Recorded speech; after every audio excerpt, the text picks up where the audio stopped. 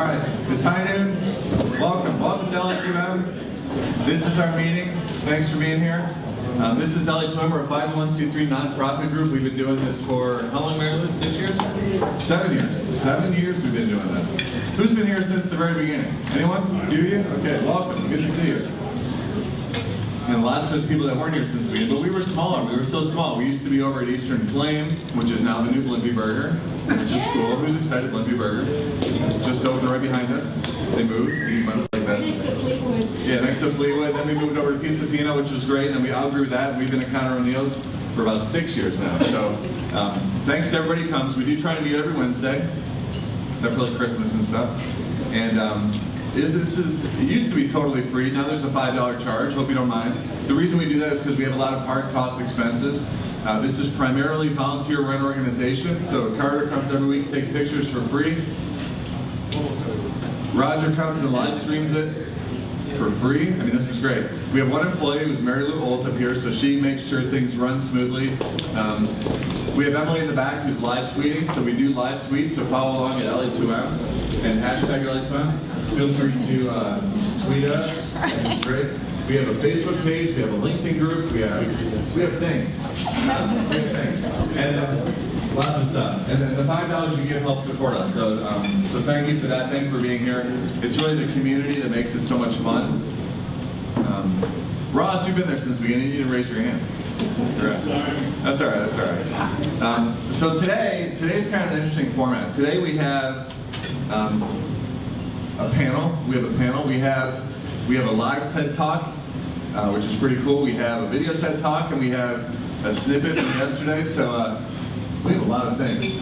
Jim, you want to do our sponsor talk real quick? Hi everybody. My name's Jim. You know, we're really fortunate to have everybody here today. And Derek didn't ask, but who's here for the very first time? Anybody here for the first time? Great. We're glad you're here. We hope you come back again. I know you're here for the wonderful people that are going to be sitting up here, but we're here every Wednesday, like Derek said. And we're here every Wednesday because we have wonderful sponsors that support LA2M. We have a gold sponsor, Washtenaw Community College. In the back is a little table with some of our sponsor stuff on it, and if you are interested, there's information about Washtenaw Community College and the programs that they offer. So stop by and grab one of those if you're interested. We're really appreciative that they're here sponsoring us. We also have a monthly sponsor each month, and we're fortunate to have that sponsor here this month. This month's sponsor for September and for October is the Eastern Michigan University Search Marketing Workshop. And I'm going to let Bud Gibson say a few words about it. So, we were very fortunate last week to book Janet Tyler, who's going to be up here on the panel this afternoon. She's going to be one of our panelists also at the Search Marketing Workshop. Wondering how to get your digital marketing to work for you, how to achieve business goals, how to set up strategies. Come to the Search Marketing Workshop on November 7th, 8 a.m. to 2 p.m., $30, 2 great meals, incredible keynoters. We have Mary Hennigy, Director of Social Media from General Motors, and we have Chad Weavesick, Director of Social Media and Interactive Marketing for Pure Michigan. And did I mention we have incredible panelists? We have 20 speakers in all, $30, 2 great meals, 20 speakers. Figure out how to get your digital marketing to work for you. Thank you, Bud. And again, we appreciate your sponsorship. This may be the last time we have to say get your tickets because I believe, Bud, we're very close to being sold out for the event. I have 30 tickets out of 200 that we started with left. So I've got mine. Yeah. So you guys look at it. If half the people here signed up today, you'd be sold out. So get your ticket. It is a great event. Great presentation, great speakers. It's also great food. If you've been there, it's awesome. So you get breakfast and lunch. So we're very appreciative. Thank you, Bud, for sponsoring. Do we have a November sponsor? Not yet. Not yet. We are looking for a sponsorship for November and December. So if your company, if you're interested in doing much like Bud just did, standing up each week and telling us a little bit, it's $250. You also get included in our newsletter that goes out weekly to about 2,000 people. It's pre-screened, it's targeted, so it's a great opportunity for you to promote your business. Last thing is, we hope you have a great time today. We're going to have great speakers here. TEDx was awesome yesterday. I got my TEDx swag little sticker on. I left it on. I slept in it all night. It was so awesome. I don't want to take it off. So you're really in for a treat today. But if you enjoyed today, we hope you come back again. On the table is a little LA2M card. It's a business card. Put it in your pocket. Give it to a coworker. Give it to a friend. Give it to a client. We'd love to have you guys come back again. So you're going to have a great time today. We're happy you're here. So thank you. Thanks, Jim. All right. How many of you were at TEDx yesterday? Okay. That's a pretty good crowd. Yeah. Did you guys have fun? Yeah. Okay. I was the last to leave, right? Carter was the last to leave. They had to kick him out of Ford Field. Okay. They kicked me out of The Rub Pub? Yeah. So we're going to start with a clip from a video. Yesterday at TEDx Detroit, we saw the premiere of Lava, which is a new Pixar short. It was really brilliant. The whole short is not out yet, but we're going to start with a clip before we introduce the panel just for fun. Let's see if this works. Is this the one I can't show? I have a dream, I hope it will come true. You're here with me, and I'm here with you. That was very technology.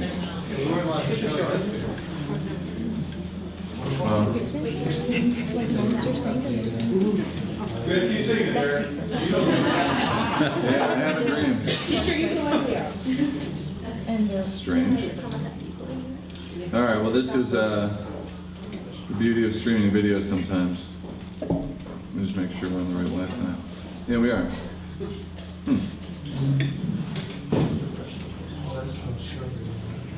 All righty. I don't think there's any tactic necessary to get this to play again. Let's just see if we can reload it one more time and see if it loads.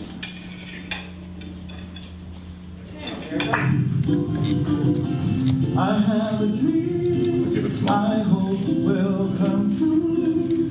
You're here with me, and I'm here with you. So there's a volcano. Wish that we He's lonely. Papa will send me someone to love.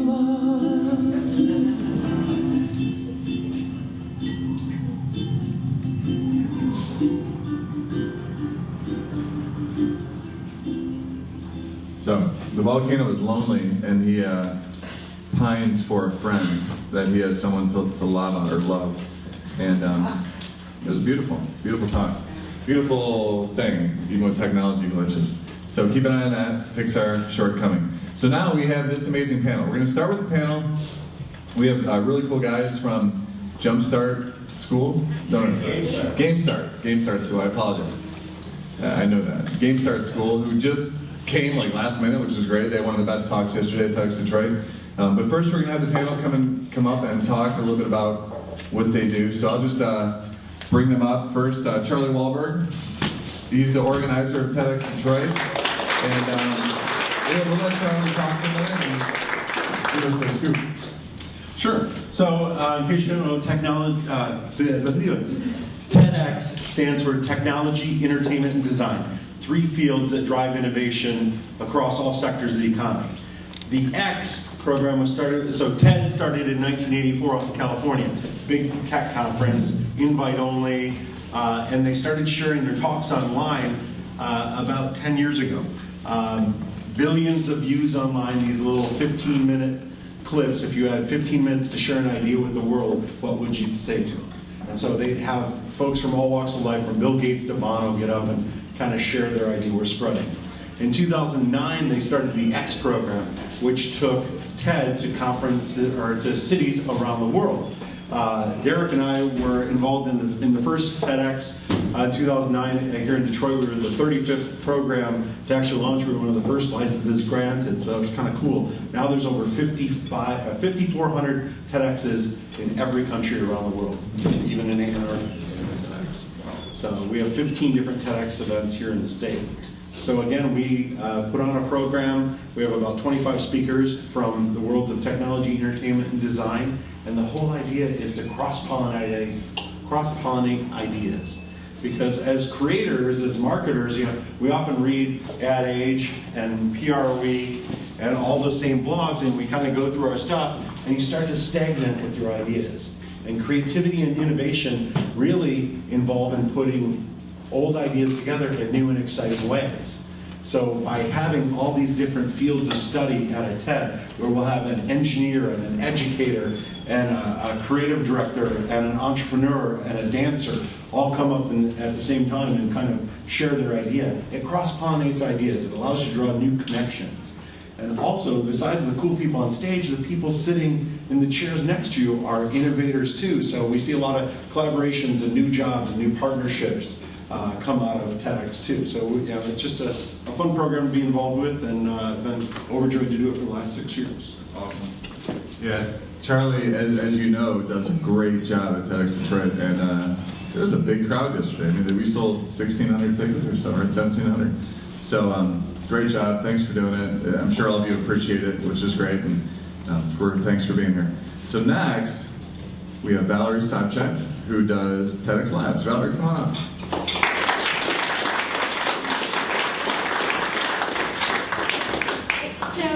Charlie talked about the talks, and when you have 20 or 40 speakers in a day, often your brain gets totally overloaded. So we do breaks between certain sets of speakers, and during the breaks, we invite people to come out and take a look at TEDx Labs, which are kind of the interactive and hands-on accompaniment to talks. So lots of our speakers will put together a lab. For example, GameStart, who you're going to hear from in a little bit, came and did a lab in addition to their talk, where they showed people how to use their curriculum to learn how to program and build things.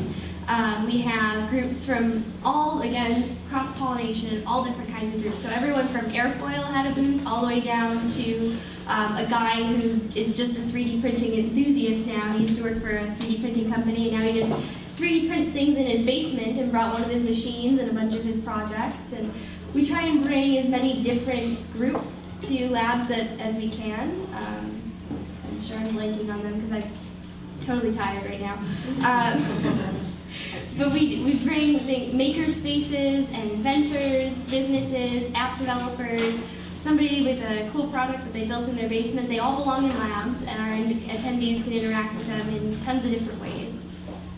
Can you talk about how you're in Ann Arbor helping some of the maker spaces come to here? So I just moved to Ann Arbor, so I'm thrilled to be here today to meet all of you, because I know like 5 people here. I work for the Ann Arbor District Library. I'm formerly of the Detroit Public Library, where Steve, raise your hand, this is how we embarrass each other in our talks. Steve and I did the Detroit Public Library's Hype Teen Center Makerspace. We are coming to the Ann Arbor District Library in order to bring some of the other maker groups together, start a more cohesive maker program in Ann Arbor. Again, the fabulous people from GameStart who I'm going to be pointing to all day. They do some programs with the Ann Arbor District Library as well, so we're working on building a space, developing a more cohesive program, and really just having a fantastic time at work, making things and doing great library service. Very good. Valerie's a great person to know, and she was running around like crazy yesterday. It seemed like organizing everything at TEDx Detroit, so I think you did a fabulous job. You put in a lot of work, and everyone's happy about that. Next, we're going to talk a little bit about promotion and PR. So you can have great events, but you need people to help promote them. And Janet Tyler led PR efforts with her company Airfoil. And Janet, why don't you come tell us about that? Great, thanks. Hi everyone, I'm really happy to be here. I am just thrilled to know that this group exists, and I hope to be engaged with you all more. I'm Janet Tyler. I'm the co-CEO and founder of a firm called Airfoil, and our specialty is really primarily around technology companies, which is how I engaged with Charlie about 5 years ago, when TEDx was very, very early in its infancy, really, and just can't believe how far we've come in the last 5 years. So my agency is really predominantly focused on the media relations efforts all around TEDx and all the promotion. And this year was really a great year in that we seem to have broken through some kind of a media filter of some kind at the local level. We had the New York Times, Huffington Post, and all kinds of, our typical media that you would expect, Fox 2 and WDIV, but we really seemed to break through, and a lot of the media that showed up, and there were probably about 16 there, really were there to be inspired themselves I think we all know kind of what's happening in the industry for journalists, and I think they were really looking, like Charlie said, first to just come and experience TEDx and probably find inspiration in their own daily lives, and I think we're going to see even more coverage coming out in subsequent months, particularly in some of those larger press. I also get involved in the sponsorships, which is a challenge because I think that unless the sponsors have attended TEDx, it's difficult to wrap your mind around, okay, what is this day all about? And also help with the site selection, which is a lot of fun with Charlie, and going around the city and finding the best location, not just that's well known, but that where we can take people like we did last night after the event to Ford Field and have them walk the turf, throw the football around. There was a line of people trying to do field goals and everything, and it was really exciting. So we try to set up not just people to come into Detroit to the big, come to the DIA, but we're really trying to push people outside of the city and have them experience it in a very different way. Great, thank you, Janet. And so we were supposed to have Allison Lohr, who's the content strategist in my company, which is TEDx Digital Marketing, but she came in this morning and she was just, I think, exhausted. I think she had the I work too hard, 14-hour day exhaustion, so we let her go home. So Allison, if you're watching the live stream, we miss you, but I'll talk a little bit about social media, because my company, TEDx Digital Marketing, we helped with social media for the event, which is great. And I know social media it's important, because I think, at any one time yesterday during the event, not only did we have, 1,000+ people in this space at the Opera House, but we had over 200 and some people watching on the live feed, right, which was from around the world. People were watching Detroit, which is wonderful. 1,500 was the final number, or 3? On the live feed? It was, yeah. Well, a couple thousand? Okay. All right, so yeah, there was a lot of people that were watching the live feed from around the world, which is wonderful, because that's all eyes on Detroit, showing, watching us put our best foot forward and talk about some cool things happening. So in order to manage that, we had a team. We had like 8 people there. Charlie gave us a nice box, which was fun. We were up in the boxes at the Opera House, but running social media. So we were running, a constant Instagram stream of photos and videos, obviously the Facebook page, and then Twitter, really kind of tweeting out some great quotes from the speakers and responding to people. And really, social media is a good way to kind of quarterback the chatter that goes on around events, which I think we had a great result. Actually, yesterday, TEDx Detroit as a hashtag was trending. It peaked to number 2, which was awesome. So we had incredible engagement, and really primarily on Twitter. I think the people in the audience were tweeting, the people around the world were tweeting, and that's kind of a wonderful way to amplify the community that you have, because the energy inside the space was wonderful. It was just really high energy, and then to be able to amplify that to the world was kind of the job we did. So I was happy to be a part of it. I'm pretty tired too, but yesterday was inspiring. It was inspiring. So let's just talk about. I guess I'm curious, because I was going to be the moderator of the panel, so I'll moderate. I'm curious, what was your favorite moment from TEDx Detroit? And if anyone wants to volunteer, you can go first. If anyone's favorite moment. Go for it. Okay. There we go. There was a young girl named Zena, who Charlie interviewed, and she essentially just talked about all of her business ideas going on in her head. One of them was jewelry making, and it's kind of a TEDx tradition for Charlie as our curator and our moderator of the conference to do an interview with a young person as a business owner and founder. I just really related to her, even though I think she was 11. The same challenges and problems that an 11-year-old has starting a business. I mean, many of us as adults have. And I just found that really to be fun and really genuine, and I just thought she was great. She was 12 and proud of it. 12. Yeah, I got corrected several times. I really like when I see people walking around the labs. That's when labs are going on. It's the first time I really get a chance to take a break, because the whole morning is spent setting people up, and putting tables out, and moving tables, and getting everything in order. So when people start visiting labs, I kind of have to sit back, because I can't move tables while people are looking at them. But I really liked just walking around in the crowd and hearing what people were saying about the day. Things like, I never expected to see a table full of Legos at a conference. This is supposed to be for adults, right? And watching the connections happen is my favorite part of the day. Seeing people who are just totally blown away by something and breaking down some kind of wall in their head about what something should be or how it is or what it ought to be, seeing them just totally say, we can do anything now, is fantastic. Yeah, it was cool that we had over 200 high school students were there as kind of field trips. Our youngest speaker was 12, our oldest speaker was 70. But just, how important labs is. Labs, again, it's that science fair, art show, business expo, hodgepodge, and it's all hands-on. One of the speakers from the day that was probably my favorite speaker of the day, Backyard Brains out of Ann Arbor, Greg Gage, he spoke at TED last year, and he did a robo-cockroach. He ripped an antenna off a cockroach, put a microchip on the back, and then he drove the cockroach with his iPhone. And just showing how you can, he calls it do-it-yourself neurosurgery. And it was a fascinating talk, and people went crazy. This was last year. So this year we invited him back to labs, and he brought his cockroach that was still there from last year, some of his new experiments. But what was fascinating is the folks from PETA complained that he was abusing cockroaches on stage. And they sent him a letter, they tried to sue him, and they said, how would you like it if people put electrodes to you and controlled you? And he said, that's cool.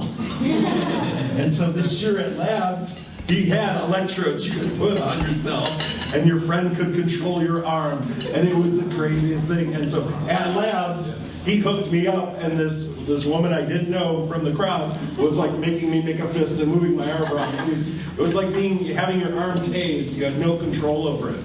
So we saw this in labs. We're like, the crowd has to see this. So we changed the fourth set, and Greg went and did a spontaneous talk about this experiment and grabbed two people out of the audience, and it was delightful. And so you can see that on the live stream.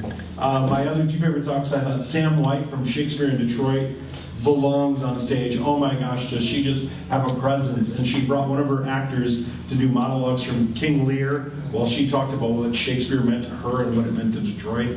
Powerful talk. And then I thought the guys from Game Start here in Ann Arbor did one of the best team TED Talks I've ever seen. I don't know how long you guys rehearsed that for, but they were finishing each other's sentences like an old married couple. It was the most compelling content, perfectly delivered, so I'm just so excited to have them here today so you guys can see it live, because it was so dope. Yeah, that's great. The movie arm thing was hilarious because the person that they brought on stage was very slightly uncomfortable with her arm being moved. She was funny. She was like, "Oh my God, not so hard!" Just kind of freaking out.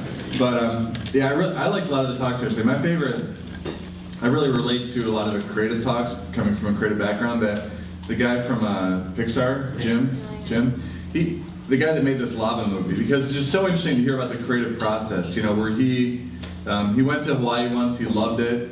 And then he decided to go back, and he took his whole family, and he really immersed himself in the culture. And he made a few points on, he said some things that stuck with me. He said everything he does, he made a commitment to pour his whole heart and soul into that thing, which is very interesting because as someone who's very busy, sometimes I feel like I have to do many, many things, right? And then he picked one thing and he poured his whole heart and soul into it, which I think is a profound lesson because the results are great when that happens. He also talked about constant reinvention, which I think is a great concept. Because if you look at the span of your life, we can constantly reinvent ourselves. And our path, is not defined. And I think he talked about that. And when somebody, all of a sudden at age, whatever age he was, 40, gets inspired to do a deep dive into volcanoes and to create a movie and a song and a story and something beautiful out of it, that's a 4-year, for example, period of your life that you've shifted. And I love that concept. And I think as entrepreneurs, I think we can relate to that. I think it's powerful to have permission to do that. These days we're not going to work at Ford Motor Company for 40 years, right? These days, I think as individuals and creative people in this culture, we're able to constantly reinvent and create ourselves, which I love that concept. I don't know. Who else has something to say? I don't have any good questions for you guys. Who has something provocative to say? Charlie, do you want to hear this, guys? Game Start guys come up and all right. So Game Start guys, come up. Can you introduce them? You guys come on up. I'm going to get you mic. You're going to have a TED experience right here. It's going to happen. So, in August this year, we opened up speaker submissions, and we have people present their idea we're spreading. They're supposed to do it in a paragraph. Some people submitted white paper. We had 281 submissions this year to speak at the conference.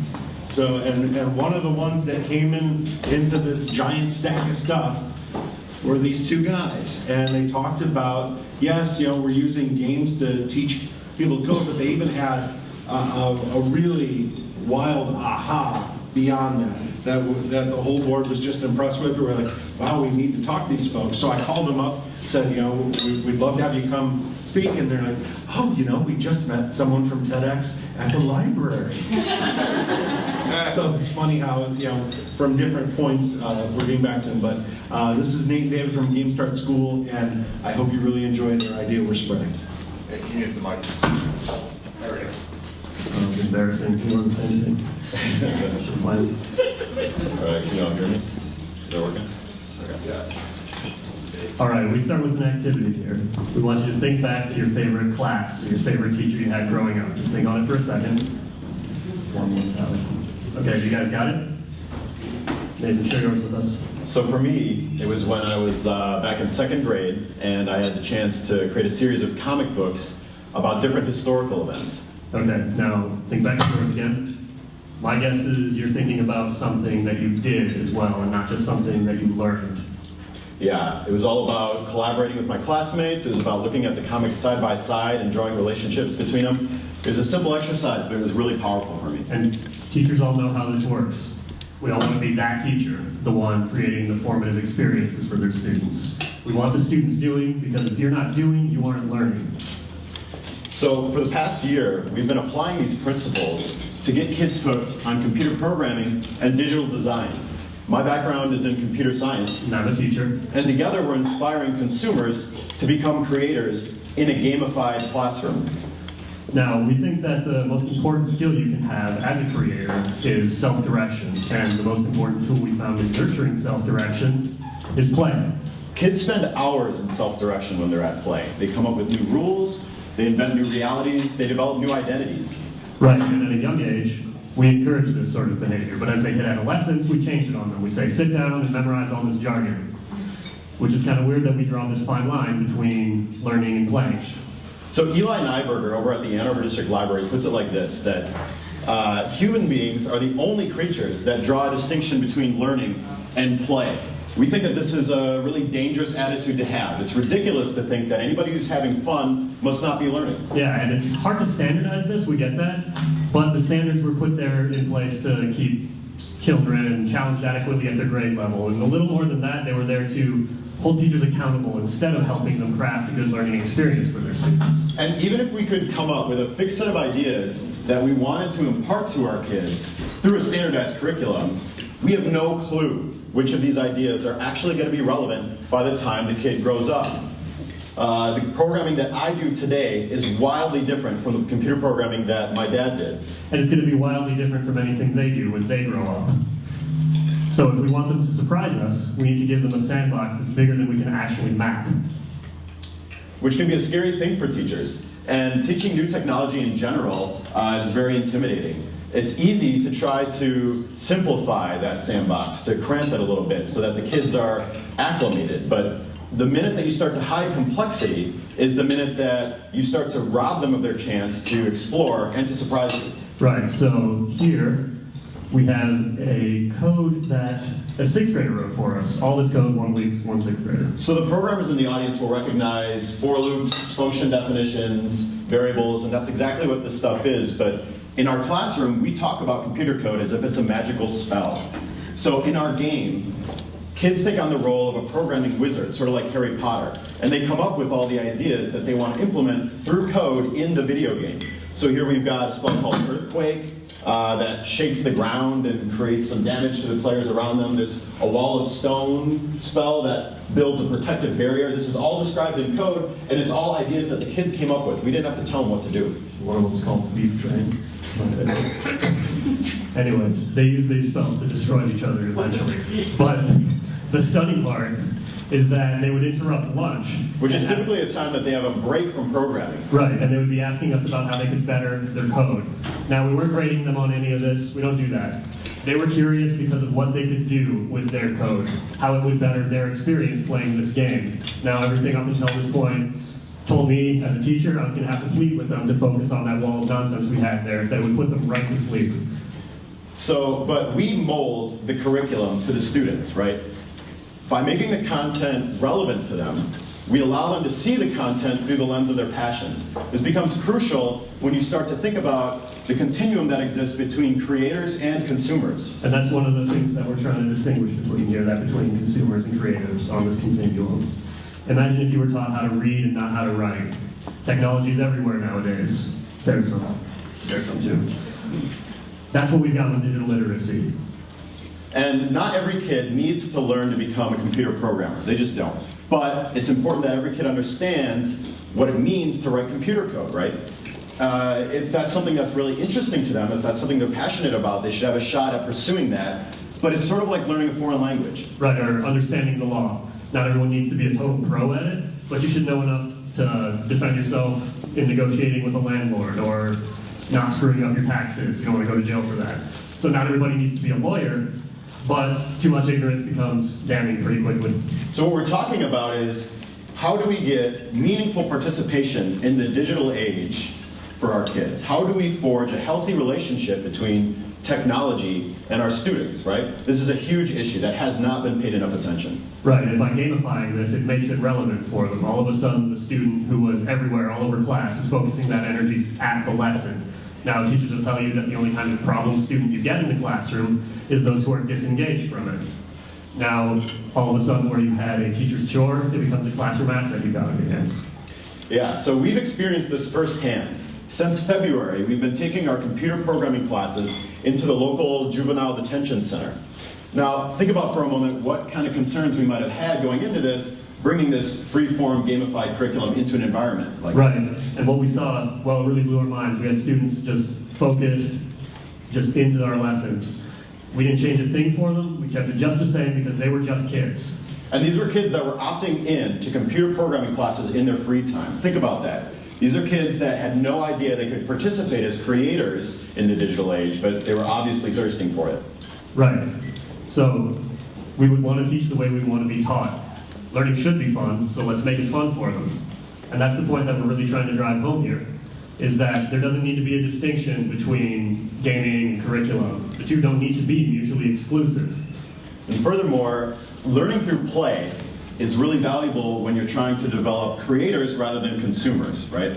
It's invaluable not only to the students, but also to the digital and the physical communities that the kids are going to play a role in growing up. Right, so we haven't found a reason yet to stop kids from playing. So let them play.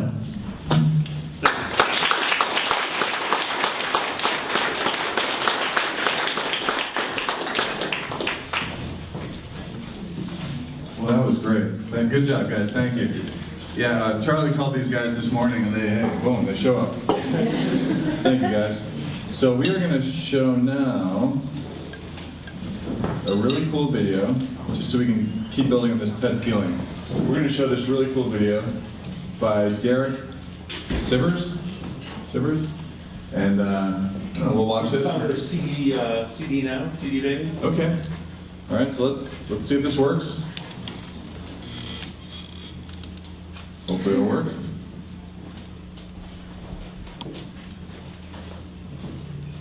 I should download it. Let's see if it streams.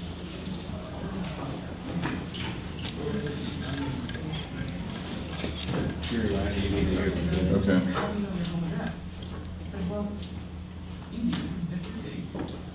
Hey Jim, are you back there? The one that says computer iPod, can you turn that one up, please?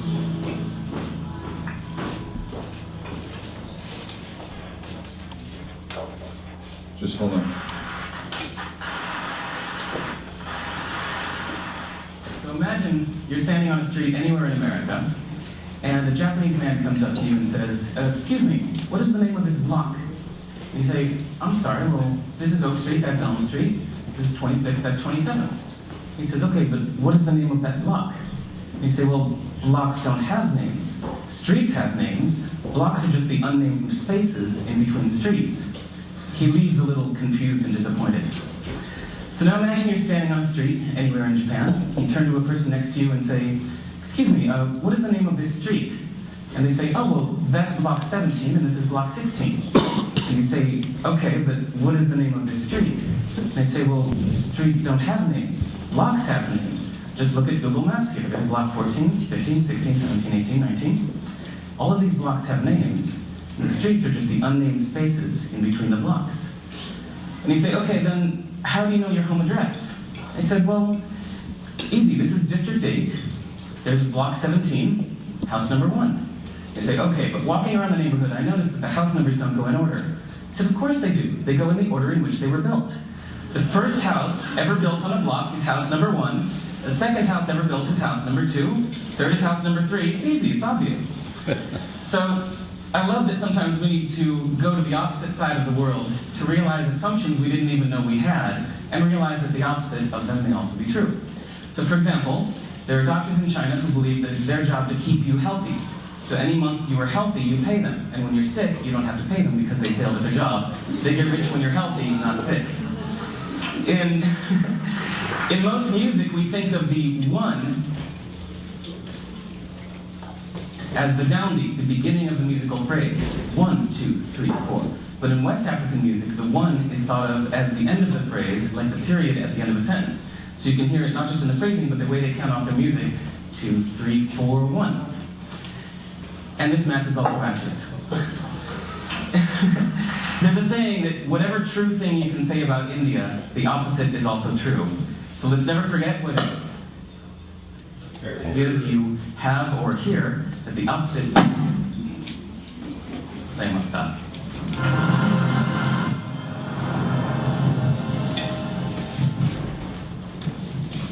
All right. When you have drive, you see the possibilities, like a car that enhances your senses, a jacket that shows emotion, or having 360-degree vision. Can I should do a quick comment about the video? Yes, please do. Thank you.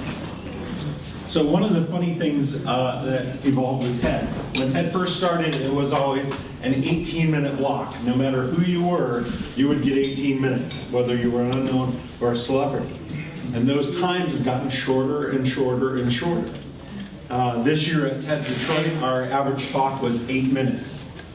And every speaker said, could we just get a couple more minutes or another 5 minutes? I could do this talk really good in 15. And what we found from TED.com is the shorter talks get more views, more shares. That talk was 2 minutes and 30 seconds. And did you not get a couple really crazy ideas out of it? It's funny when you read a business book, you can gist that thing in a page or two. Sometimes a paragraph, sometimes a tweet. You know, so what the shorter times help you refine your idea down, also allows us to put more crazy ideas into the day, but also holds attention. In the kind of the YouTube economy, a perfect clip is 50 seconds to 2 minutes. And attention starts to wane after that. So yes, there are some great 18-minute talks, and I encourage you to investigate them on TED.com. But if you're trying to get into TED, or you're trying to get into a TEDx, you need to be able to get your idea out in a sound bite or a short clip. For an idea to spread, it needs a sound bite to take root. And so that's what the shorter time span is teaching us to do. That's great. Does anyone have a question for the panel? Question about life? Any questions? All right. Charlie, so you did TEDx yesterday, and now you're resting today. Do you start tomorrow? I mean, it's so huge in my mind to plan that. How long does it take? What do you do? The microphone is coming. So every year we say we are going to take a month off, and then we'll start right away and we'll have it all figured out. But it's a very nice thought. The good thing is we have a huge team. We have 8 people on the board. We have over 100 volunteers. And the funny thing is, we were a few different board members were sitting backstage at different times or at lunch, And we're like, oh, we've never sat down and had lunch before. Oh, wow, we've never had time to watch this many talks before. And the thing is, because we've done this 6 times, it's getting easier and easier to do. So we do our first meeting usually in the winter. We try and get the venue selected by April or May. Sure. And Janet calls and leaves me angered voice notes if we haven't. But really, the thing comes together in the last 2 months, and even more in the last 2 weeks. But it's because the team is so good that's doing this. So our technical director, Nick Denardis, Wayne State University, I don't know how he was like an air traffic controller when they shut down every other airport, managing all these different things coming in. There were labs spread all over the historic Detroit Opera Theater, and they were all fabulous. And Valerie and her team are putting together. Elena Wahlberg was managing volunteers and check-in. She got 1,500 people through the door in an hour. Like that was just crazy. Janet has a huge PR team that was coordinating interviews backstage and getting press passes for folks coming in and handling all the VIPs. Derek, how many folks did you have on site yesterday? There was like 9 or 10. There was like a lot of people. And to be trending on Twitter is a huge thing. One of our partners, another local company called Message Blocks, they came in, helped with all the registration, all the payment processing. They were a phenomenal partner. If you're planning a conference, I definitely think you should check out Message Blocks. They did great work for us. They're here in Ann Arbor too. Yes, they're an Ann Arbor company. Jim was one of the volunteers who wouldn't let me in the door because I didn't have a badge on. He was helping out backstage. Our photography team, Brendan Ross, photographer in Detroit, and he had a big team. Carter was there shooting as well, capturing. Greg Feldkamp had students coming over from Windsor and from Detroit and from Macomb County and Oakland County. So it was just so nice bringing all these different groups together. Don't forget to give it up for the big guy. Terry Bean's our director of community, and he's kind of like the fixer. Like we would say, we don't have any snacks. And next thing you know, we have cookie sandwiches from Eskimo Jack's that were like the best thing I've ever eaten. Like, hey, we don't have a good field trip this year. Next thing you know, we're on Ford Field kicking field goals from the home of the Lions. He's just like, he's that MacGyver that can pull anything out. So it's just, that makes our job easy. So that was a very long answer. So. That's good. No, that's very appropriate. And Jim, this is good. All right, because it's almost time for introduction, Jim. We have a big room. All right, here we go. Quick question. So the idea behind yesterday when I tweeted was getting inspired. So what do you guys see as a group or board going towards next year? How do you see the inspired ones moving forward and what gets done? What's the ultimate goal coming out of there? Valerie, you want to take that one? Yeah. You can stand up. Okay. So one cool thing that I always do right after the event is go through who I talked to there and do go over all of the labs that were there and all of the speakers. And I figure out who would make a good lab for next year. And it's really good to do it right after because I forget everything in a week because I sleep. And that's what I do after TED, I sleep. But figuring out, my goal is to find as many good labs as possible. That's my job on the board. And so one of the inspirations that I get from the conference is figuring out who to ask to come next year and present. So, I do as much research as I can ahead of time and finding people separately, but talking to people at the conference who are like, hey, this is what I do and I'd love to have a lab. That's where I find, the inspiration from the conference to make the conference better next year. Yeah, you too. And maybe just putting a bit of the business brain behind this is the sponsorships, which are really important. And if we are funded for the conference, it allows us as a board to focus on, okay, who's the best speaker? Who's going to give us the best talk and make us the most inspired? So we really try to start the sponsorships as early as we can so that we're not worrying about that in the last 2 weeks. Do we have money to bring in this snack or what have you? A lot of it does happen virally, but in order to book a venue like Cobo Hall or the Detroit Opera House, it takes cold hard dollars too. So you have to kind of make room for that in our process as well. Brilliant answers, as you would expect from TEDx organizers. All right, so now this is the small miracle that happens every week at LA2M. It is now 12:45. We always end at 1 because we do. And so now you get a chance to introduce yourselves, and we go all the way around the room, and everyone gets to introduce themselves, and we do it in 15 minutes. I think we can do it today. You guys think we can do it? We can. Carter, do you want to start us off? I was there. Yeah, why don't you start today? Or do you really want to end? This is your chance to. I want to end. Okay, Carter's going to end. I agree. David, will you start us off? Will you take that? All right, so it's your name, your company briefly, and then pass the mic and we'll go. There you go. My name is David Coleman. I work for Brandon. We do online pricing and presentation management for brands and retailers. Good job, David. My name is Taya. I'm a student and I'm working on this, my sister's company. Hello, my name is Tiffany Davis. I'm her sister of this company she's working on. We're starting a new company called Meeters, and we're going to learn marketing and more experience. My name is Martin Mojica. I'm the Chief Technology Officer at Arbor. We do OpenOS apps, mobile apps, and so forth. My name is Milena, and I'm Director of Operations at Arbor as well. Hi, I'm Greg, Head of Marketing at Arbor. I'm Bud Gibson, and I'd actually like to introduce Renee Pinter, a graduate of EMU, an incredible team-building presence at GameStart, and somebody who's going to be attending the Search Marketing Workshop Friday, November 7th. So Renee, welcome. I'm Drew Marco, an MBA student at Eastern Michigan University, and I'm helping you fund that Search Marketing Workshop.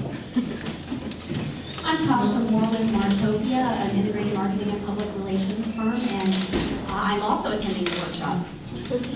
There we go. Hi, I'm Derek, and I work for Latham & Stratton. Thank you. I'm Nate Ashamak, I work at GameStart. David O'Neill, same. And Bud just introduced me. I'm Renee. Hi. So you heard a lot about what they're doing. We'd like to invite you to come try it firsthand. On October 11th, 4 to 8 p.m., we're doing a fall kickoff at our space at Menlo Innovations, and we'll have all kinds of exhibits of all of our different curriculum and all of our partners, like the Ann Arbor District Library, Hands-On Museum, Makerworks, and like 10 others will be there to give it a try. What was the date again? October 11th, 4 to 8 p.m. Totally free. Yes. Totally free. Cool. My name's Jack Brisbane, and I'm going to be attending the Search Marketing Workshop. And one of my private organizations is the University of Local Astronomers. We want a website out here in Ann Arbor for young astronomers.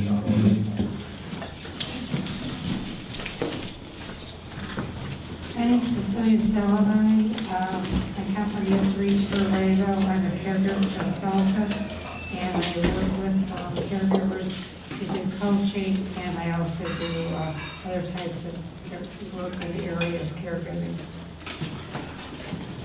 I'm Steve Kravitsky. I'm with Michigan Radio NPR. So if you don't know, NPR produces the TED Radio Hour, which is taking the content from the best TED Talks all over the country and putting it on for people here all across the country. You can hear it on Michigan Radio Saturday mornings at 6 a.m. just a tad early, but also Sunday at 8 p.m. And so hopefully bring up some content from TEDx Detroit. It's going to be on there sometime soon.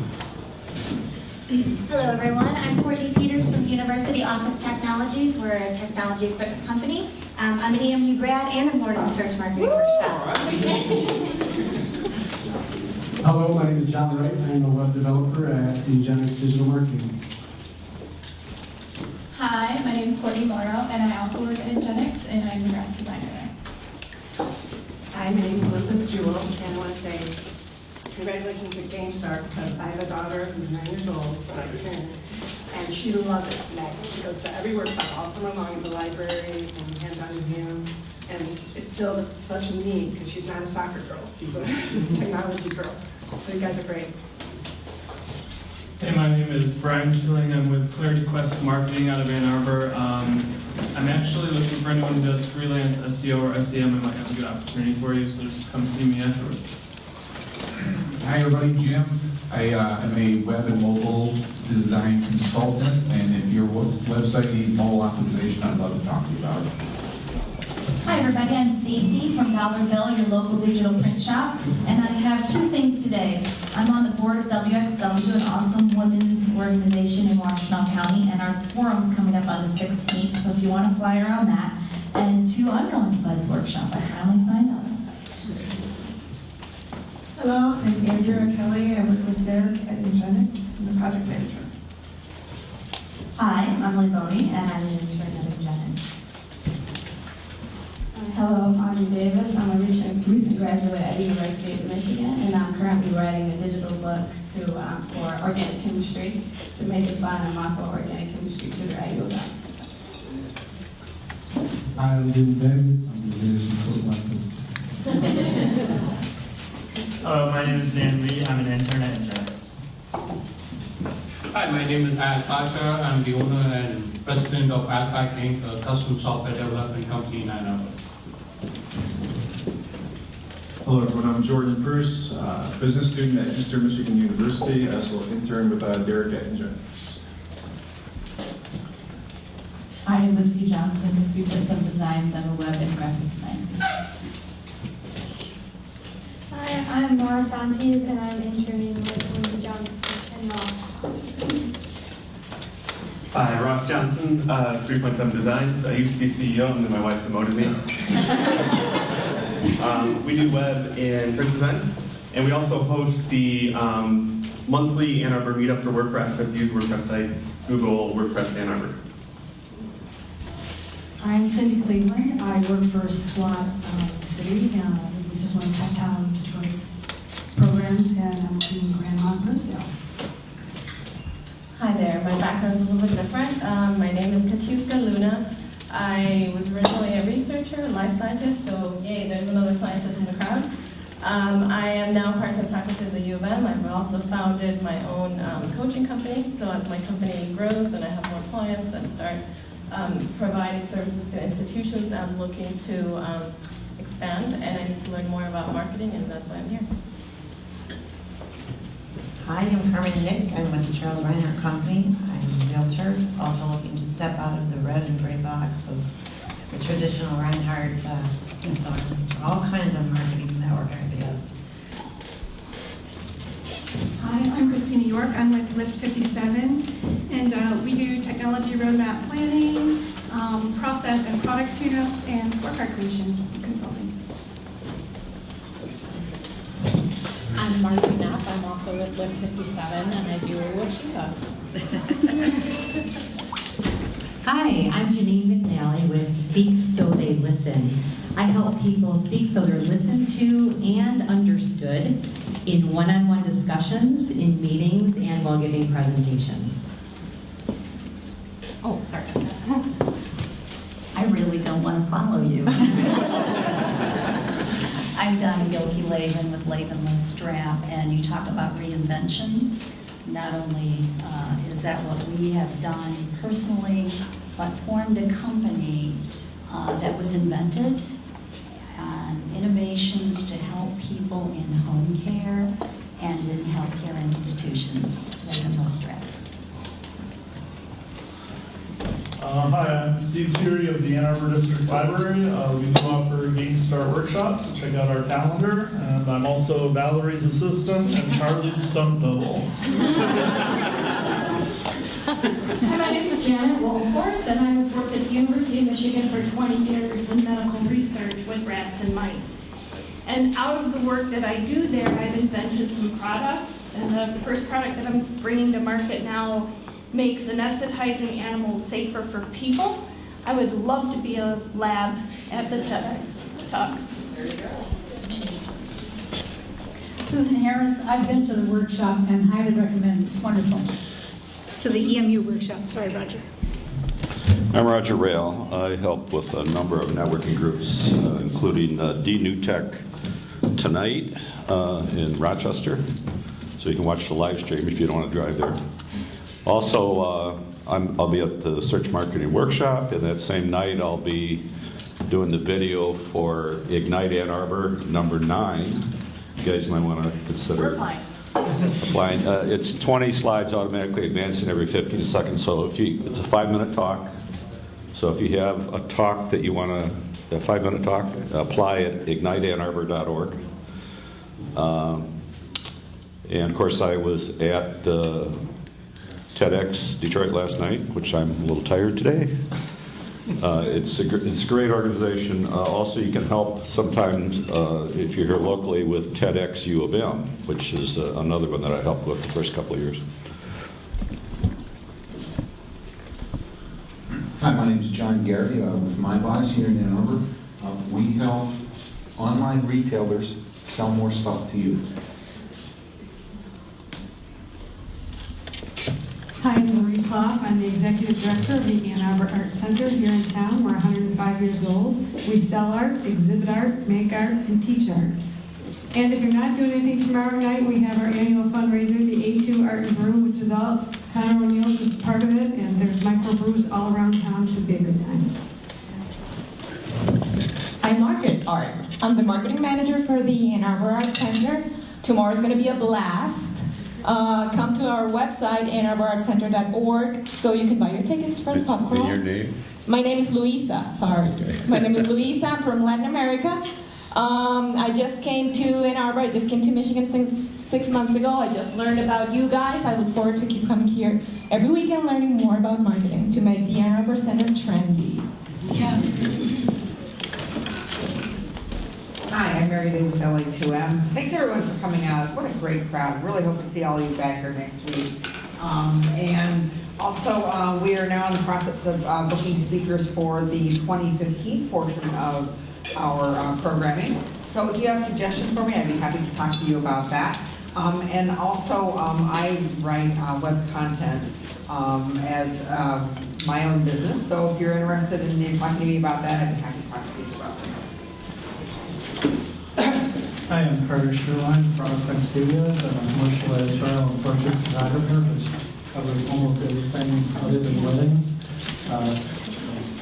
Jewelry up to 18-wheel trucks, portraits from business or just display and that kind of thing.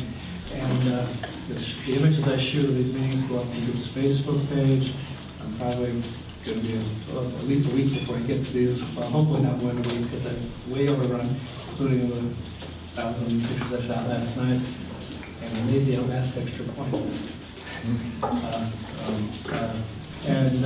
Let's see, I promised a friend of mine I would mention for a one-woman show. Carol Dunn's doing a one-woman show next weekend after this one, Saturday and Sunday. Sarah Bernhardt, who she says was the first superstar entertainer in the end of the 19th century, beginning of the 20th century. All right, thank you, Carter. Check, check. And the microphone dies, but that's okay, we're pretty much done. So we made it all the way around the room, it's 12:58. I really applaud your effort. You people are very intelligent, and that's probably why you come here, because we attract intelligent people, we have intelligent speakers. It's just this whole Ann Arbor thing of high intelligent, I don't know. So thank you for being a part of it. And before we thank this panel, next week we have a great speaker, a guy by the name of Chris Komansky from Design Hub, talking about content marketing, which is important. We all know content is the key, great content is the key to driving traffic to your website. So Chris will teach you all about that next week. And thanks for coming. Charlie said I was hoping to sleep in today, but no, he drove all the way out here. And these guys, Charlie, Valerie, and Janet have worked very, very hard, and they deserve to, I think we're going to go grab lunch at Frida Batita's, and they deserve a break. And but let's give them a big round of applause for coming over.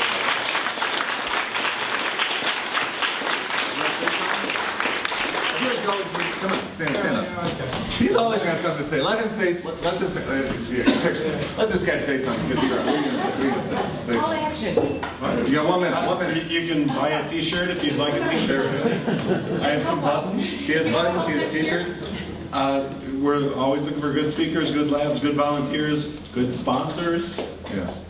Oh yeah, LA2M needs a sponsor too. It's only $250, and it goes out to 2,000 people. Any small business owners looking for a good bang for your buck? Like I said, we have a very smart audience that opens our email. So $250, come talk to us, easy peasy. All right, you guys have fun, make money, help others, and we'll see you next week. Thanks for being here. See ya.